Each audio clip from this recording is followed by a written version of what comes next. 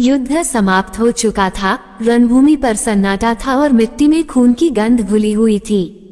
उसी क्षण घायल दुर्योधन अपनी अंतिम सांसों से जूझ रहा था, लेकिन उसकी आंखों में हार का डर नहीं, बल्कि एक अनकहा बोझ था। जीवन भर जिसने स्वयं को महान समझा, आज वही व्यक्ति अपने कर्मों के सामने नंगा खड़ा था। श्री कृष्ण उसके सामने खड़े थे, शांत, गंभीर और सब कुछ जानते हुए। वहीं कुछ दूरी पर द्रौपदी भी थी, जिसके जीवन का सबसे बड़ा अपमान इसी व्यक्ति से जुड़ा था। कोई नहीं जानता था कि अगले कुछ शब्द इतिहास को एक नया अर्थ देने वाले हैं। ये कथा केवल मृत्यु की नहीं है, यह उस क्षण की है जब अहंकार टूटता है और सत्य बिना अस्त्र के वार करता है। यही से शुरू होती है वह गाथा जिसे सुनकर द्रौपदी भी अपने आंसू रोक नहीं पाई। दुर्योधन की सांसें अब गिनती की रह गई थीं, पर उसका मन अतीत की गलियों में भटक रहा था। उसे अपना बचपन याद आया, जहां से जलन ने जन्म लिया और वही जलन धीरे धीरे उसका स्वभाव बन गई। उसने श्री कृष्ण की ओर देखते हुए धीमी आवाज में कहा कि लोग उसे हमेशा अधर्मी कहेंगे, लेकिन कोई यह नहीं पूछेगा कि उसे ऐसा बनने पर मजबूर किसने किया। उसने स्वीकार किया कि पांडवों से उसकी दुश्मनी सत्ता की नहीं, बल्कि उस अपमान की थी जो उसके मन में वर्षों से पलता रहा। दुर्योधन बोला कि जब सब उसे गलत कहते थे, तब भी वह अपने धर्म को अपनी समझ से निभा रहा था। उसके शब्दों में पश्चाताप कम और आत्मस्वीकार अधिक था। श्री कृष्ण शांत थे, क्योंकि वे जानते थे कि यह स्वीकारोक्ति ही दुर्योधन की वास्तविक परीक्षा थी। दुर्योधन ने आगे कहा कि उसे सबसे ज्यादा पीड़ा उस दिन हुई थी जब सभा में द्रौपदी का अपमान हुआ, लेकिन लोग यह नहीं समझ पाए कि उस अपमान ने सिर्फ द्रौपदी को नहीं, उसे भी भीतर से जला दिया था। उसने स्वीकार किया कि उस समय वह मौन रहा, क्योंकि उसका अहंकार उसे सच बोलने नहीं दे रहा था। दुर्योधन बोला कि उस सभा में उसकी जीत नहीं, बल्कि उसकी सबसे बड़ी हार लिखी जा चुकी थी। उसने श्री कृष्ण से कहा कि शक्ति और सत्ता के नशे में इंसान अपने ही विवेक का गला घोंच देता है और फिर वही विवेक बाद में उसे रातों को सोने नहीं देता। ये शब्द सुनते ही द्रौपदी का हृदय कांप उठा, क्योंकि पहली बार उसे लगा कि उसके अपमान की गूंज दुर्योधन के भीतर भी ताउम्र गूंजती रही थी। दुर्योधन की आवाज अब और धीमी हो गई थी, लेकिन शब्द पहले से ज्यादा भारी थे। उसने कहा कि लोग समझते हैं वह द्रौपदी से घृणा करता था, पर सच ये था कि वो उसकी तेजस्विता और आत्मसम्मान से डरता था। उसने स्वीकार किया कि जिस स्त्री ने पूरी सभा के सामने सिर झुकाने से इनकार कर दिया, उसी क्षण उसे अपने भीतर की कमजोरी दिख गई थी। दुर्योधन बोला कि उसने द्रौपदी को अपमानित नहीं किया, बल्कि अपने ही भविष्य को अपमानित कर दिया था। ये कहते हुए उसकी आंखें भर आई, क्योंकि उसे पहली बार एहसास हुआ कि नारी का अपमान युद्ध से भी बड़ा पाप होता है। ये सुनकर द्रौपदी के आंसू बह निकले, क्योंकि अपराधी के मुख से निकली यह सच्चाई किसी दंड से अधिक कठोर थी। कुछ पल का मौन छा गया और फिर दुर्योधन ने श्री कृष्ण से वह प्रश्न किया जो उसके भीतर वर्षों से सुलग रहा था। उसने पूछा कि यदि वह इतना अधर्मी था, तो उसे जीवन भर इतना वैभव, मित्र और शक्ति क्यों मिली? दुर्योधन बोला कि उसने कभी किसी से भीख नहीं मांगी, जो पाया अपने बल और संकल्प से पाया, फिर भी अंत में उसे खलनायक क्यों बना दिया गया? श्री कृष्ण ने उत्तर नहीं दिया, क्योंकि कुछ प्रश्नों के उत्तर शब्दों से नहीं, समय से मिलते हैं।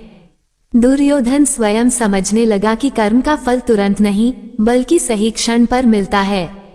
उसका वैभव उसका पुरस्कार नहीं, बल्कि उसकी परीक्षा था, जिसमें वह असफल रहा। ये बोध उसके चेहरे पर साफ झलक रहा था और वही बोध उसकी आत्मा को हल्का कर रहा था। दुर्योधन ने आखिरी ताकत जुटाकर द्रौपदी की ओर देखा और कहा कि वह उससे क्षमा नहीं मांग रहा, बल्कि एक सत्य स्वीकार कर रहा है। उसने कहा कि जिस दिन उसने द्रौपदी को वस्तु समझा, उसी दिन उसने स्वयं को मनुष्य कहलाने का अधिकार खो दिया था। दुर्योधन बोला कि किसी स्त्री का अपमान केवल उसका नहीं, पूरे समाज का पतन होता है और उसी पतन की नींव पर उसका राज्य खड़ा था। ये शब्द किसी पश्चाताप की तरह नहीं, बल्कि आत्मदंड की तरह निकले। द्रौपदी के लिए ये क्षण असहनीय था, क्योंकि वह जिस व्यक्ति से घृणा करती आई थी, आज वही उसके दर्द की सबसे गहरी व्याख्या कर रहा था। उसके आंसू किसी कमजोरी के नहीं बल्कि उस सत्य के थे जिसे सुनने का साहस बहुत कम लोग करते हैं। दुर्योधन ने फिर श्री कृष्ण की ओर देखते हुए कहा कि इतिहास उसे चाहे जैसे याद करे, लेकिन वह ये जानकर संतुष्ट है कि उसने कभी मित्रता में छल नहीं किया। उसने कहा कि कर्ण के प्रति उसकी निष्ठा उसका सबसे बड़ा पुण्य था, भले ही वही निष्ठा उसे विनाश की ओर ले गई। दुर्योधन बोला कि उसने कर्ण को इसलिए नहीं अपनाया क्योंकि वह महान योद्धा था, बल्कि इसलिए क्योंकि उसे भी समाज ने ठुकराया था। ये कहते हुए उसने स्वीकार किया कि अधर्म का साथ देकर किया गया धर्म भी अंततः अधर्म ही बन जाता है। श्री कृष्ण के चेहरे पर हल्की करुणा थी, क्योंकि यह स्वीकारोक्ति देर से सही लेकिन सत्य के साथ आई थी। द्रौपदी समझ चुकी थी कि मनुष्य के भीतर अच्छाई और बुराई दोनों साथ जन्म लेते हैं। अब दुर्योधन की दृष्टि आकाश की ओर स्थिर हो गई और उसने कहा कि सबसे बड़ा भ्रम ये था कि वह स्वयं को हमेशा सही मानता रहा। उसने स्वीकार किया कि जब कोई व्यक्ति अपनी गलती मानने की शक्ति खो देता है, उसी क्षण उसका पतन निश्चित हो जाता है। दुर्योधन बोला कि श्री कृष्ण ने उसे कई बार सही मार्ग दिखाने का प्रयास किया, लेकिन उसका अहंकार हर बार उस मार्ग पर पर्दा डाल देता था। उसने कहा कि ज्ञान सामने होते हुए भी उसे न देख पाना ही सबसे बड़ा अज्ञान है। ये शब्द केवल दुर्योधन के नहीं थे, बल्कि हर उस व्यक्ति के लिए चेतावनी थे जो सत्ता और हठ में विवेक खो बैठता है। द्रौपदी के आंसू अब शांत हो चुके थे, क्योंकि वे पश्चाताप से नहीं, बोध से बह रहे थे। दुर्योधन ने अंतिम बार अपनी हथेली को मिट्टी पर रखा और कहा कि युद्ध में हारना इतना पीड़ादायक नहीं होता जितना अपने ही सत्य से हार जाना।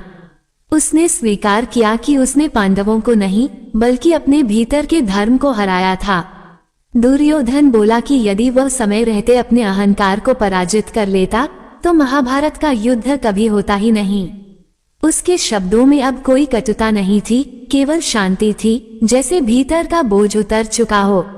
श्री कृष्ण ने मौन में ही उसे क्षमा का भाव दिया, क्योंकि आत्मस्वीकार से बड़ा कोई प्रायश्चित नहीं होता। द्रौपदी समझ गई थी कि यह क्षण इतिहास नहीं, मानवता का पाठ लिख रहा है। दुर्योधन की आवाज अब बहुत क्षीण हो चुकी थी, लेकिन उसके शब्दों में अद्भुत स्पष्टता थी। उसने कहा कि लोग उसे खलनायक कहेंगे, पर वह चाहता है कि उसके अंत से लोग ये सीखे कि शक्ति बिना विवेक के विनाश बन जाती है। उसने स्वीकार किया कि यदि उसने द्रौपदी को उस दिन सम्मान दिया होता तो शायद आज उसकी आत्मा इतनी अशांत न होती। दुर्योधन बोला कि मनुष्य जीवन में सबसे कठिन युद्ध बाहरी नहीं बल्कि अपने ही अहंकार के विरुद्ध होता है।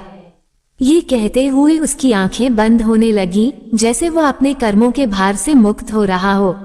द्रौपदी ने पहली बार उसके लिए करुणा महसूस की, क्योंकि अंत में उसने शत्रु नहीं बल्कि एक भटके हुए मनुष्य को देखा जिसने सत्य को बहुत देर से पहचाना। दुर्योधन की सांसें थम चुकी थीं, लेकिन उसके शब्द रणभूमि में गूंज रहे थे।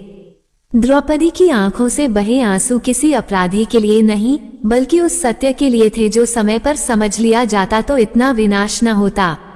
श्री कृष्ण ने मौन में ही यह सिखाया कि मनुष्य का मूल्य उसकी जीत से नहीं बल्कि उसके अंतिम बोध से तय होता है। ये कथा हमें बताती है कि अहंकार चाहे कितना भी शक्तिशाली क्यों न हो, अंत में सत्य के आगे झुकता ही है। अब प्रश्न यह है कि हम दुर्योधन की तरह अंत में समझेंगे या समय रहते सीख लेंगे। अगर यह कहानी आपकी आत्मा को छू गई हो तो इसे वीडियो को लाइक करें और चैनल को सब्सक्राइब जरूर